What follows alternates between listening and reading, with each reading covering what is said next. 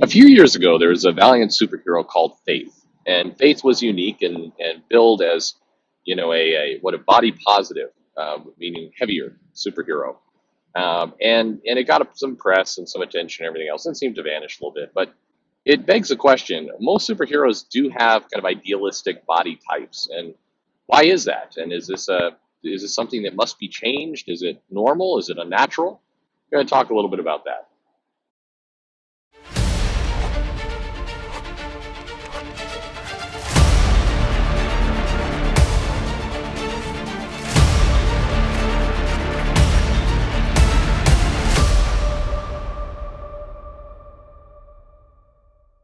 Hey everybody, this is Perch. I've got my deep voice going again today, so that's fun. Throat is killing me. Anyway, this is what I get. This is the punishment I get for making those jokes about the coronavirus. Clearly. Anyway, I use the example of Faith because somebody brought up Faith a couple weeks ago, saying, who is this? Who is this hero? I've never heard of her before. And it's interesting because if you were in comics around 2016, 17, Faith was a big deal, no pun intended, in the sense that she was a heavy superhero, um, and she was a part of Valiant, and there were a lot of articles written about finally comics has a body positive, body normal superhero, and and isn't this great? And if you read the comic, and the comic sold higher for a period of time, it was something unusual, so people were going for that. But the comic really wasn't that special. It was pretty standard kind of what I'd call B superhero stuff. And what I mean by that is like not it was Valiant for one thing, but it was like they're not fighting epic villains. They're kind of doing stuff, and there's some relationship drama, and then there's some a stalker is doing this kind of thing, and then she's like solving some little crimes here and there.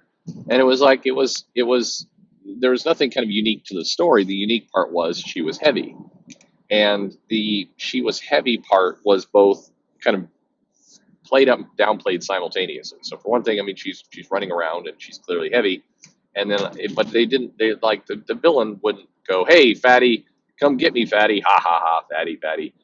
There wasn't really that stuff going on either, which you'd expect. I mean, it's funny because I think villains should be villainous. So if you're going to have a villain that's going to rant and rave and try and be really mean and cruel, I think going after jokes about her weight, I think would be probably pretty high up on the list of things a villain would do the second she showed up on the scene. Be like, yeah, what's this? I mean, and then so the comic died down in the sense that the people got tired of writing blog entries about that. They moved more toward Captain Marvel and there's something new to go after, and there's that's kind of the novelty of comics, and this has gone on since the 70s, where something will come out and there will be a little bit of a buzz about something that maybe isn't mainstream, but people will talk about it, and so you get a little bit more attention for a period of time, and then eventually people get tired and they move on to the next thing, and that's what's happened with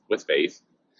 But the questions that were raised when Faith was coming out were never really answered. And those questions are, you know, do we need more, quote unquote, body positive heroes, which is a weird term, but do we need fatter superheroes? And even with all the stuff with Faith, if you look at comics and you look at, I mean, like nobody in all the X-Men relaunch, they do not have, nobody decided to start drawing Storm, having packed on a few pounds, or you don't have, Mr. Sinister rocking like a beer belly, or Wolverine drinks all that beer. I guess he's got the superhuman regeneration powers, but like everybody's still their muscular idealized self. And what's also interesting is whenever the body positive discussion comes up, it's the women is when it comes up. Yeah, nobody's really like saying, "Hey, we need a fat guy running around." If there's a fat guy running around, it's a joke. It's either a goofy, lovable sidekick, or it's a deliberately gross guy that is running around. You don't just have a hero running around fat. I guess the exception to that maybe was the Extremis, with where the Blob was briefly turned into a good guy and had kind of a very weird relationship going with Psylocke, with his belly hanging out. But you just don't have those kinds of things. And But so generally, when superheroes are pumped out, and it's interesting how we went from kind of body positive to more diversity in terms of race or ethnicity. The race or ethnicity is still is, super trim, super athletic, super firm. The the bust size has reduced. Certainly, they've stopped doing that. But what hasn't reduced or changed is, the characters are still running out around in like super fit condition. And whether or not you reduce the bust size, the old where are her organs thing probably still applies. I mean, it's not like her, it's not like anything has really changed. So I guess my question is, does it matter anymore? Have we given up that now? Are we moving along just saying, hey, we don't want sexualized characters, but by sexualized we mean breasts. That's really all we mean. We still want a nice tight butt. We still want thighs and six pack. I mean, you don't want super athletic, super kind of fit bodies, and we just want the double D cup to go down to like a B cup, and then we're happy. That's body positive. The whole body positive movement was really just reduction of breast size. That's it. Is that where we've come? Is that what everybody was after? So mission accomplished? Because I feel like that wasn't the narrative, at least back 2 3 years ago. 3 years ago, when Faith was running around, it was, hey, we need to have all shapes, all sizes. But it really, I don't think people wanted all shapes, all sizes. I think they just wanted, one size, and that is, super fit, smaller breasts. That's really the only one size change that wanted to be made. We didn't want all sizes. So I think where their superheroes are concerned, um, I mean, I think there's two ways of looking at this. When I've argued about this in the shop before, people said, "Well, of course they're all super trim and fit because they're running around, they're saving the world, they're in the danger room, hanging out, doing their exercises and everything else. So of course." But I would argue if like your power is like if you're Kitty Pryde and you can just kind of run through things, or you're Storm and you can just kind of levitate around, if you're a flyer character, are you really doing a lot of workouts? I mean, you can manipulate gravity, so therefore things like weights and running on the treadmill, you don't need to run on the treadmill. You just kind of coast and fly along. I don't know that those things are the case. So, I think that I think this whole thing's ridiculous. I mean, for my own personal opinion, I mean, it's comic book fantasy. So the idea of trying to say, well, we need to reflect all the different sizes in the world. I mean, if you did that, then what? I mean, by U.S. standards, like 30% of all the heroes would have to be obese. Is that what we're going to do? And then does that defeat the whole purpose of the story? Because I don't. This is where I think the argument of people buy. Who said this? I think Tom Brevoort said this. People buy Marvel comics because it's a world outside their window. I don't think that's true. If they were buying the world outside their window, then I think there would be more people clamoring to, hey, we need different body shapes here, men and women. Hey, maybe all of your bystanders, all of your new kind of young heroes showing up should not have piercings and tats, because that may be the world outside your New York Bronx window, but that is not the world outside, say, Kansas City or Texas or Houston or the. It's not. That's not the world outside your window. That's the world outside one very small window. So I just kind of laugh when I hear that statement of, we're making comics the world outside your window. No, we're making comics the world outside the writer's window.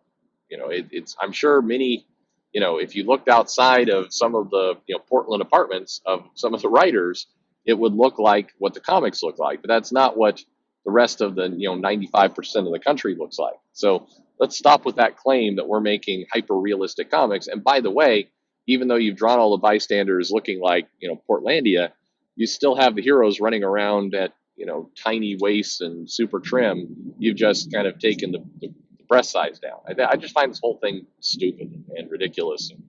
And the claim is dumb.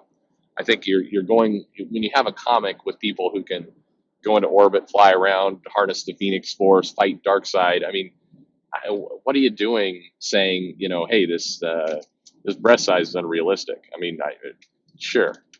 What's also unrealistic is the fact that they're fighting, in the Justice League Dark, and they've got the Swamp Thing who's talking to the Parliament of Trees. That's also unrealistic. Probably just as unrealistic, maybe even a little more unrealistic than, say, you know, the fact that she's a D cup. I don't know. Either you go all the way or you don't go all the way. I think comics are built to, certainly be a idealized, fantasized version of reality. So therefore, just go all in on that.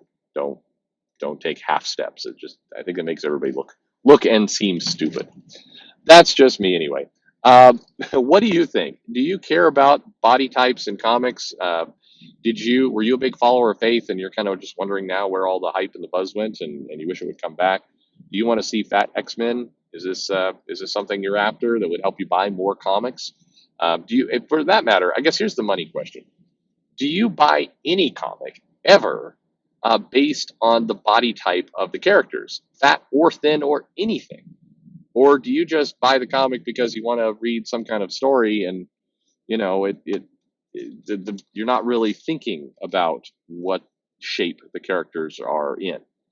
I guess, granted, it would probably be a little unnerving if all the Avengers were super fat and all the rest. That'd probably be a little weird.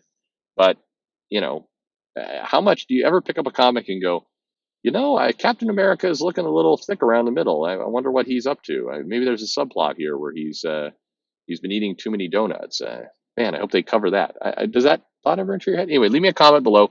Ask questions. Like, this came from a question on Twitter, so throw it out there. I'm at Comic Perch. You can follow me there. Like, subscribe if you're so inclined. That'd be great. And thanks for listening.